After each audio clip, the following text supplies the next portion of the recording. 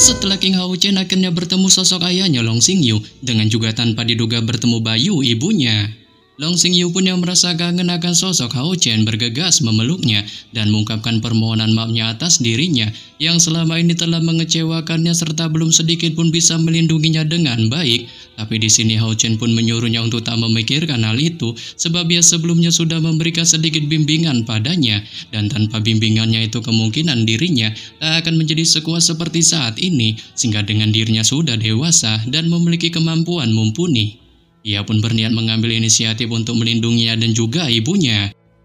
Menyebabkan Long Xingyu pun yang mendengarnya tak kuasa menunjukkan rasa harunya di balik air mata yang menetes di wajahnya dengan tak menyangka putranya ini ternyata memiliki jiwa bermental baja layaknya seorang kesatria sebelum kemudian dengan tatapan tegasnya. Beliau pun menyatakan pada Hao Chen bahwa tak peduli apa yang mungkin terjadi di masa lalu, ia adalah putra terbaik semata wayangnya dan mulai hari ini dan seterusnya. Ia pun berjanji bahwa siapapun yang ingin menanduk atau bahkan menyenggolnya, si orang itu haruslah terlebih dahulu melangkahi mayatnya. Dengan setelah melontarkan janjinya ini, Long Xingyu pun perlahan menstabilkan emosinya dan menunjukkan mode penghormatan kesatriannya pada Hao Chen atas dirinya yang telah menjadi ketua aliansi ke-6 kuil. Saat ini pun buat Hao Chen yang melihatnya tak kuasanya bisa menunjukkan raut wajah bengongnya.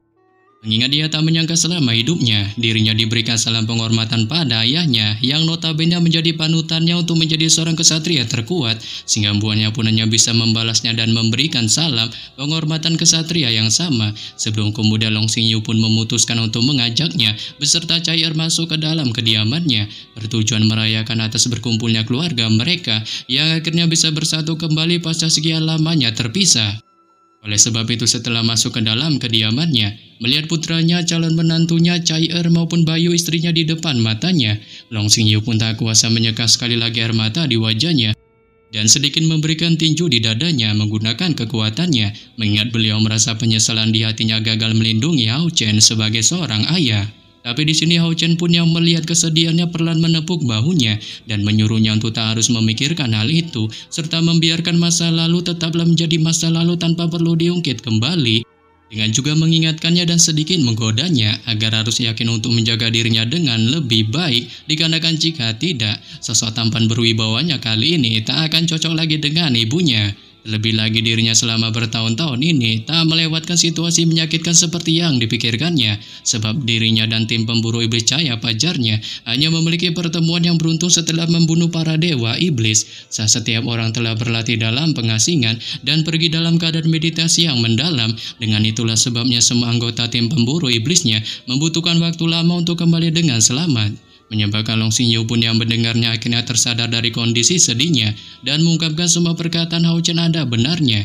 sebab mereka harus memiliki pandangan untuk melihat masa depan tanpa harus terus memikirkan masa lalu serta tak peduli cobaan yang dihadapi Hao Chen. Ia pun akan selalu menjadikannya sebagai putra terbaik di dalam hatinya tanpa pernah sedikit pun berubah. Sehingga sekarang setelah mereka berkumpul kembali, ia pun mengajak Hao Chen untuk melakukan baku hantam bersama melawan para iblis layaknya seorang ayah dan anak.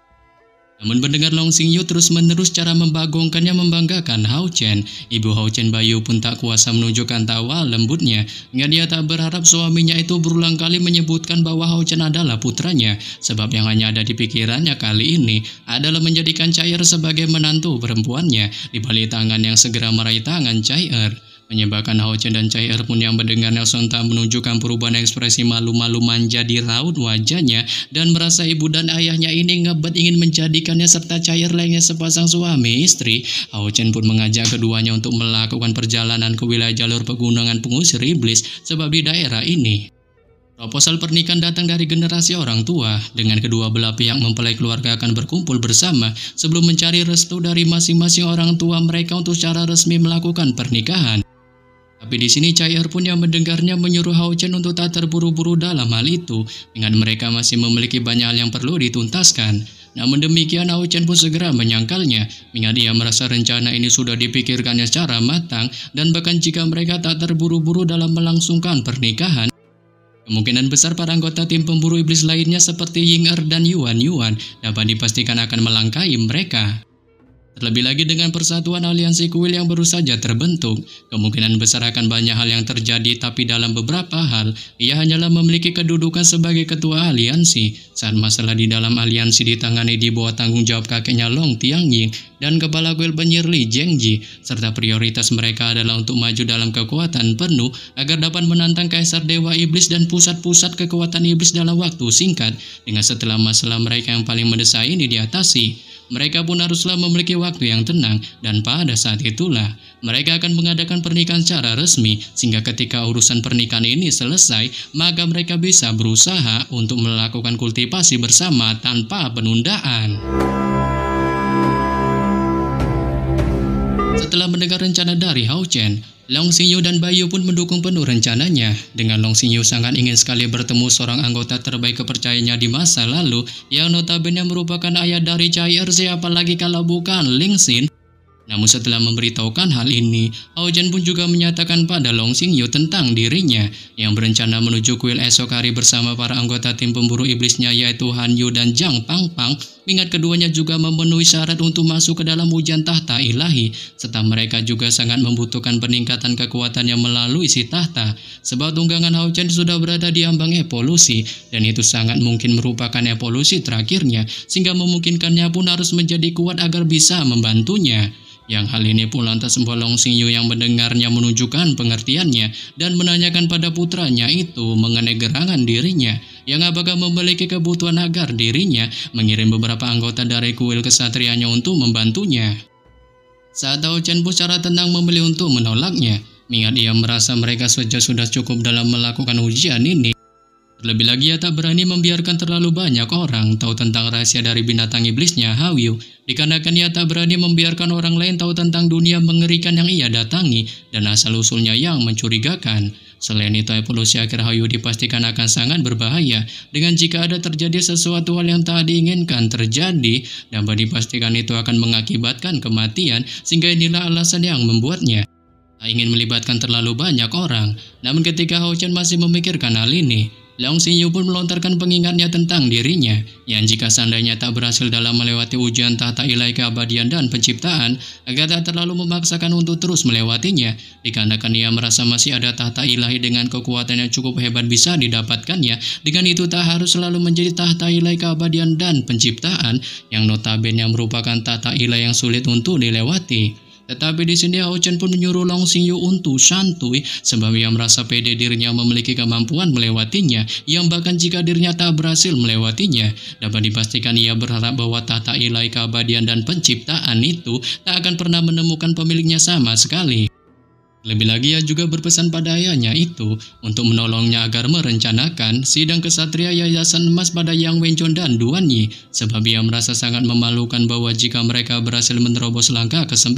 bahkan mungkin tak dapat mengikuti ujian dari tata ilahi yang tersisa untuk dicoba. Mengadirnya merasa jika para kesatria, anggota tim pemburu iblisnya semuanya berhasil dalam ujian tata ilahi, dapat dipastikan mereka akan mencapai prestasi yang belum pernah terjadi sebelumnya dalam menganugerahkan 6 tahta ilahi kuil kesatria dengan pemilik. Dengan jika ini benar-benar terjadi, dapat dipastikan kekuatan para manusia akan mencapai puncak yang belum pernah sekalipun terjadi sebelumnya dalam sejarah.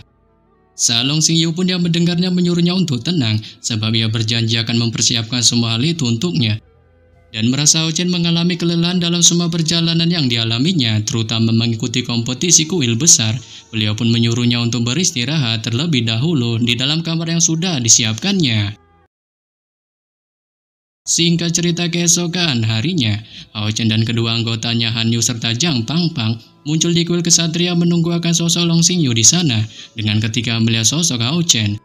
Han Yu dan Zhang Pangpang pun spontan menunjukkan keheranannya, sebab keduanya dapat menemukan bahwa kekuatan mental Hao Chen kali ini tampaknya telah membuat perubahan luar binasa, seolah-olah keseluruhan kualitas dasarnya memiliki perubahan yang menghancurkan bumi. Di balik wujud cahaya yang semula murni, sekarang dipenuhi dengan esensi vital yang sulit dijelaskan, dengan energi dari tubuhnya mencapai puncaknya, serta khususnya matanya terlihat lebih cerah, sehingga membuat keduanya pun menebak bahwa budidaya Hao Chen telah mencapai tingkat berikutnya hanya dalam rentang 1 malam dan mereka tak mengerti metode seperti apa yang digunakannya dalam peningkatannya. Namun ketika keduanya masih memikirkan hal ini, Long Xingyu pun akhirnya tiba di TKP mereka dan bergegas mengajak kelompok Hao Chen untuk memasuki kuil kesatria menuju ke TKP aula utama tempat keberadaan dari keenam tahta ilahi sembari menjelaskan pada mereka tentang ujian tahta ilahi ini, yang mana beliau menyebutkan bahwa ujian kesatria ilahi apapun untuk persetujuan tahta ilahi adalah sebuah tantangan besar. Dengan setiap peringkat yang diperoleh si kesatria penantang, mulai dari langkah ke-9 akan memberinya kesempatan lain untuk tantangan, dan selama tantangan, kelompok Hao Chen yang dapat mengandalkan pengalamannya sendiri, serta tak akan pernah mendapatkan tantangan yang sama 2 kali, sehingga buahnya pun mengingatkan ketiganya untuk percaya pada diri sendiri dan maju dengan kekuatan penuh dalam melewati tantangan ilahi. Dengan setelah beberapa saat Long Xingyu memberitahukan hal ini, mereka pun akhirnya tiba di TKP ke-6 tahta ilahi, dan Hao Chen spontan terheran-heran dapat melihat salah satu tahta ilahi di tengah ke-6 tahta ilahi memiliki penampilan luar binasa. Di balik ukiran prasasti benda langit, lukisan buung maupun berbagai tumbuhan yang memberinya kesan sangat indah, diikuti kelima tahta ilahi lain yang memancarkan kilau cahaya megah, sehingga buat Hao Chen pun bisa merasakan pancaran rahasia agung dan misterius muncul di matanya. Tapi berbanding terbalik dengan Hayu dan Zhang Pangpan, keduanya pun berada dalam situasi yang berbeda dari Hao Chen. Dengan tatapan mereka diarahkan pada satu tahta ilahi masing-masing, di balik mode diam yang ditunjukkannya tanpa melakukan gerakan sedikit pun. Namun ketika Hao Chen menunjukkan keheranannya ini, mereka pun yang sudah berdiri cukup lama menatap masing-masing tahta ilahi pilihan mereka, secara bertak mampu merasakan aliran udara suci naik di sekitar mereka. Dengan Hao Chen mulai merasakan koneksi tak jelas mulai terbentuk di bagian terdalam dari jiwanya, serta perasaan fantastis menyebar di sekitarnya seolah-olah ada sesuatu yang sedang memanggil namanya. Akan tetapi ketika Hao Chen masih merasakan perubahan aneh ini, tanpa diduga kedua tahta ilahi Hanyu dan Zhang Pangpan pun tiba-tiba memunculkan reaksi tak biasa memancarkan kilau cahaya terang yang menyinari keduanya, sehingga pada saat berikutnya tubuh keduanya pun cara anehnya menghilang memasuki masing-masing tahta ilahinya. Diikuti Hao Chen pun yang juga menunjukkan reaksi yang sama saat dia bisa merasakan kekuatan yang tenang di tengah-tengah tahta ilahi, keabadian dan penciptaan terhubung dengan auranya. Tapi secara misterius, itu pun tampaknya menolak sesuatu karena perasaan yang sangat tidak nyaman mulai melonjak ke dalam tubuh Hao Chen yang ternyata itu tanpa diduga berasal dari binatang iblisnya Hao Yu. Menyebabkannya pun mulai menunjukkan keterkejutannya dan mengetahui bahwa tahta ilahi keabadian dan penciptaan nyatanya menolak kekuatan dari Hao Yu di dalam tubuhnya, sehingga membuatnya pun pada akhirnya bertanya-tanya tentang dirinya, yang manakah harus memilih salah satu di antara keduanya.